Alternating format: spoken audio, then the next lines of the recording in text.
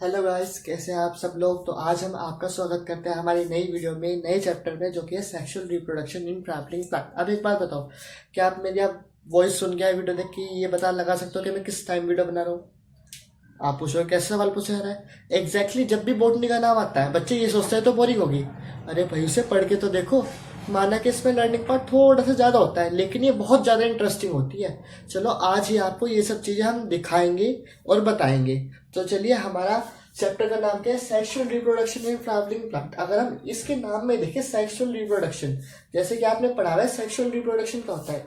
Male gametes और female gametes आपस में फ्यूज करते हैं और एक जाइगोट की फॉर्मेशन होती है। इस प्रोसेस को हम सेक्सुअल रिप्रोडक्शन कहते हैं। अब इस प्रोसेस को हम फ्लावर के पॉइंट ऑफ व्यू से पढ़ना है। अब फ्लावर के पॉइंट ऑफ व्यू से सबसे पहले हमें बेसिक चीजें पता होनी चाहिए। बेसिक चीजें जो हम 9th क्लास से पढ़ते हुए आ रहे हैं। 9th क्लास से मतलब फ्लावर के नेम्स, मतलब पार्ट्स के नेम्स। सबसे पहले मैंने यहाँ पर ये फ्लावर का स्ट्रक्चर बनाया है। इस फ्लावर के स्ट्रक्चर में देखो, यहाँ पर सबसे पहले हम बात करनी है मेल पार्ट की। मेल पार्ट यानी कि इस पार्ट की। इस पार्ट में देखो, ये जो टू लोब स्ट्रक्चर दिख रहा है, एक बात ध्यान रखना, जब भी हम टू लोब स्ट्रक्चर की बात करें वहां पे एंथर की बात आएगी। एक लोब ये रहा और एक लोब ये रहा। जहां हम एंथर की बात करते हैं वहां टू लोब स्ट्रक्चर आएगी और एंथर के बेस पे अब हम अगर फिलामेंट की बात करें, फिलामेंट की, तो फिलामेंट या तो एंथर से इस पोजीशन में अटैच हो या तो एंथर से इस पोजीशन में अटैच हो। किसी भी पोजीशन में अटैच होता है। अगर वो बेस से अटैच होता है उस चीज को हम वर्सेटाइल बोलते हैं। ये खैर हमें आगे पढ़ना है, लेकिन ये पार्ट हो गया हमारा एंथर। और एंथर से थ्रेड लाइक स्ट्रक्चर अटैच होता है, उसको बोलते हैं फिलामेंट। थ्रेड लाइक क्यों बोला? क्योंकि ये बहुत ज्यादा थिन होता है। ये बहुत ज्यादा थिन होता है और ये धागे की तरह होता है। ये बहुत ज्यादा नाजुक होता है। इनफैक्ट ये इतना नाजुक होता है हवा की वजह से ये स्विंग करने लगता है। तो इसलिए हमने इसको थ्रेड लाइक स्ट्रक्चर बोला, जो कि होता है हमारा फिलामेंट। ये बात कर ली हमने मेल पार्ट की। अब हम आते हैं फीमेल पार्ट पे। फीमेल पार्ट में हमें सबसे पहले पढ़ना है stigma. What is stigma? That is the landing surface of the pollen grains। भाई ये स्टिग्मा है और ये सपोज करो इसकी डॉट ये है, पोलन ग्रेन है। अब landing of pollen grain from stigma, इसको हम पोलिनेशन भी कहते हैं। तो पोलन ग्रेन, अब एग्जाम में कंफ्यूज करने के लिए ये पूछा जाता है कि एमसीक्यू में भी पूछा जा सकता है कि landing part of the pollen grain is known as, that is stigma. इस बात को बहुत अच्छे से ध्यान रखना। And second one is style. Style क्या होता है? What is style? स्टाइल जो अब ओवेरी और स्टिग्मा के बीच की जो लॉन्ग ट्यूब है उसको हम स्टाइल बोलते हैं, जिसमें पोलन ट्यूब अराइज होती है और ओव्यूल के पास जाती है। इस पार्ट को हम स्टिग्मा बोलते हैं। And the third part is ovary. Ovary आपको पता ही है, जहां पर एम्ब्रियो सेक प्रेजेंट होता है उसको ओवेरी कहता है। अब ये हम आगे पढ़ेंगे कि एम्ब्रियो सेक। अब बात करते हैं आगे के लिए। तो सबसे पहले हमें इस चैप्टर में ये देखना है कि कितने मार्क्स के क्वेश्चंस पूछे जाते हैं। तो इसमें सबसे ज्यादा 5 मार्क्स के और 3 मार्क्स से क्वेश्चन पूछे जाते हैं। 5 मार्क्स का क्वेश्चन तो हर साल रिपीट होता है। रिप्रोडक्शन यूनिट में 5 मार्क्स का एक लॉन्ग आता है। उसमें चैप्टर 3 और चैप्टर 2 में चॉइस होती है। या तो चैप्टर 2 चैप्टर 2 में चॉइस होती है, या चैप्टर 3 और चैप्टर 3 में चॉइस हो सकते हैं, कुछ भी हो सकता है। लेकिन चैप्टर 2 और चैप्टर 3 से लॉन्ग आता ही आता है। और इसमें सबसे ज्यादा इंपॉर्टेंट टॉपिक है गैमेटोजेनेसिस, जो कि हम आगे पढ़ने वाले हैं। और बीच में छोटे छोटे टॉपिक्स जो है ना, वे 3 मार्क्स के लिए बहुत ज्यादा इंपॉर्टेंट है। और ये जो टॉपिक मैं आपको पढ़ाने जा रहा हूँ ना, अगर आपको ये टॉपिक नहीं पढ़ोगे तो गैमेटोजेनेसिस बिल्कुल भी समझ में नहीं आएगा।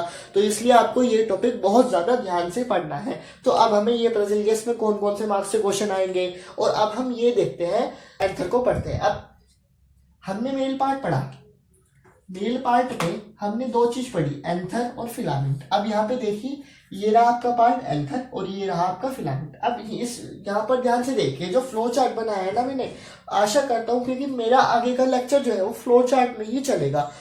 एनसीईआरटी जो है वो थोड़ी सी कॉम्प्लिकेटेड है, उसको थोड़ा सा सॉल्व करके मैं आपको फ्लो चार्ट के रूप में कराऊंगा। और आपको फ्लो चार्ट भी नोट डाउन करना है। ये फ्लो, अगर आप आंसर भी फ्लो चार्ट में लिख के आते हो ना, तो आपके बोर्ड में एक भी नंबर नहीं कटेगा। बोर्ड में थ्योरी वाले क्वेश्चंस में ही थ्योरी लिखनी है। थ्योरी वाले क्वेश्चंस मतलब कि जो वाई होते हैं या वेयर होते हैं, इस तरह के क्वेश्चंस जो जिसमें क्वेश्चन वर्ड आता है ना, वो आपको उसमें थोड़ी थोड़ी लिखना है। लेकिन डायरेक्ट क्वेश्चन में कभी भी थ्योरी मत लिखना, फ्लो चार्ट ही बनाकर आना। अब हमने एंथर के बारे में पढ़ा, फिलामेंट, और हम एंथर में देखते हैं। एंथर जो है डाइथिकस होता है। अभी डाइथिकस वर्ड का मतलब क्या होता है? डाइथिकस मतलब, डाई मतलब दो, थिकस मतलब लोब्स, यानी कि उसके पास लोब्स होते हैं। कितने लोब्स? 2 लोब्स होते हैं। अब इस फिगर में ध्यान से देख लो, एक लोब ये रहा, एक लोब ये रहा, तो उसके पास कितने लोब्स हो गए? 2 लोब्स। तो भाई एक पार्ट तो ये रहा, एक लोब का पार्ट ये रहा, और दूसरे लोब का पार्ट ये रहा, तो यानी कि उसके पास कितने लोब्स हो गए? उसके पास टोटल 2 लोब्स हो गए। अब 2 लोब्स हो गए, और एक लोब में, हर एक लोब में, यानी कि अब हम बात करते हैं इन ईच वन लोब, उसके पास 2 स्पोरेंजियम होते हैं। अब ये स्पोरेंजियम क्या होता है? स्पोरेंजियम, अब यहाँ पर देखो, ये रहा एक लोब। अब इस लोब में छोटा सा सर्किल बनाया हुआ है मैंने, जिसमें मैंने ब्लू कलर किया हुआ है। अब इस एक सर्किल को हम बोलते हैं स्पोरेंजियम। इस एक सर्किल को क्या बोलते हैं हम? स्पोरेंजियम बोलते हैं। और ये जो एक सर्किल होता है, ये स्पोरेंजियम बोलते हैं। और ये हम आगे डिटेल में पढ़ेंगे कि स्पोरेंजियम आया कहां से।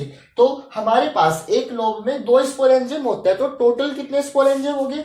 टोटल हमारे पास 4 स्पोरेंजियम हो गए। 4 मतलब टेट्रा, स्पोरेंजियम मतलब स्पोरेंजिएट, तो इसलिए अपने एंथर को टेट्रा स्पोरेंजिएट भी बोला। आपने उसको टेट्रा स्पोरेंजिएट क्यों बोला? क्योंकि उसके पास 4 स्पोरेंजियम होते हैं। और ये चीज बहुत ज्यादा इंपॉर्टेंट है, you have to remember it till the end of the chapter, because these concept are most important for further studies. I think that you may remember that. अब हम इसको दोबारा समझाते हैं। सबसे पहले मेल पार्ट में हमने 2 चीज पढ़नी है, एंथर और फिलामेंट। अब पहले हम मेल पार्ट को पढ़ेंगे। मेल पार्ट डाइथिकस होता है। डाइट मतलब 2, थिकस मतलब लोब्स। इसका मतलब उसके पास 2 लोब्स होते हैं, एक लोब ये रहा और एक लोब ये रहा।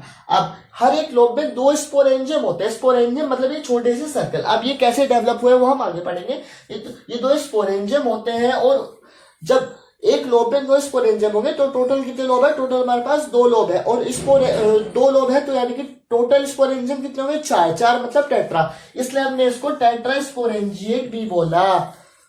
याद रखना, ये बहुत इंपॉर्टेंट चीज है। एंथर के बारे में तो पढ़ चुके थे, अब हमें पढ़ना है फिलामेंट के बारे में कि फिलामेंट क्या होता है। अब इस पार्ट में ध्यान से देखो, ये रहा आपका एंथर और ये उससे अटैच है फिलामेंट।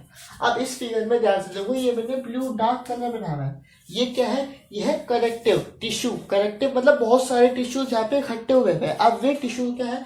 वे स्टेराइल है। स्टेराइल का मतलब वे बच्चे नहीं पैदा कर सकते, वे स्टेराइल है। क्यों? स्टेराइल कौन होता है फ्लावर में? फ्लावर में स्टेराइल होता है फीमेल पार्ट।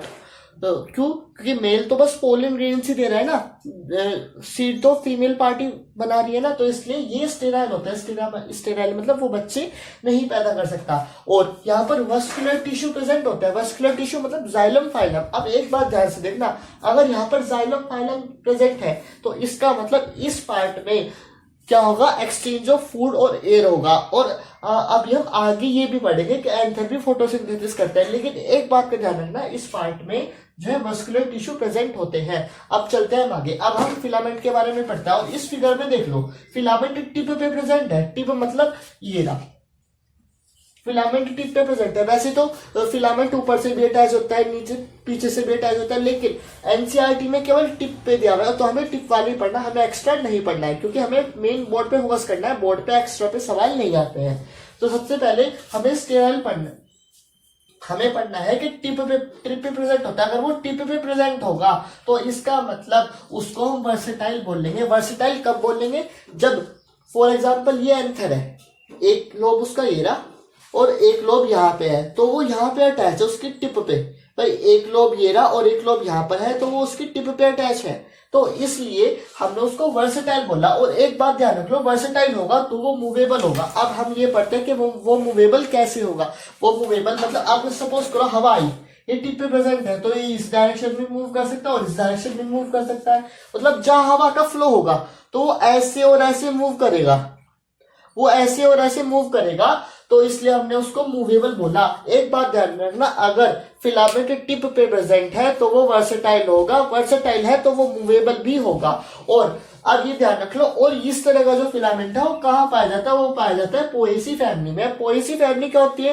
पोएसी फैमिली में सारी वाइल्ड ग्रासेस आती है, जितनी भी ग्रासेस और वाइल्ड ग्रासेस होती है वे सारी पोएसी फैमिली में होती है। क्या होती है? वाइल्ड ग्रासेस सारी पोएसी फैमिली में होती है। अब हमने ये पढ़ लिया कि वर्सेटाइल फिलामेंट होता है, वो पोएसी फैमिली में प्रेजेंट होता है। अब हमें ये पढ़ना है कि जो पोएसी फैमिली है उसमें ही वर्सेटाइल फिलामेंट क्यों प्रेजेंट होता है। एक बात ध्यान रखना, जो पोएसी फैमिली है वो पोलन इन बल्क बनाती है। इसका मतलब बहुत सारे पोलन ग्रेन एक साथ बनाती है, एक साथ के साथ की फॉर्मेशन होगी और साथ ही साथ एक साथ ही पोलिनेशन होगा। अब दूसरा रीजन, सबसे मेन रीजन है कि they have no colour pigment, उनके पास कोई कलर पिगमेंट नहीं होता, जिसकी वजह से कोई बटरफ्लाई या कोई भी एनिमल उन पर अट्रैक्ट नहीं होता। अब आपने ये जंगली घासें देखी होंगी, उन पे छोटे छोटे फूल आते हैं। अब आपने ये थोड़ा देखा होगा कि उन छोटे छोटे फूल पे बटरफ्लाई बैठी हुई है, उन पे बटरफ्लाईज नहीं आती, वे करती है पोलिनेशन बाय विंड। और जो कि बड़े फ्लावर्स होते हैं जिनमें नेक्टर्स होते हैं, नेक्टर मतलब कलर्ड पिगमेंट, उनमें आती है बटरफ्लाईज, और वो है पोलिनेशन बाय इंसेक्ट। वो हमें आगे पढ़ना है।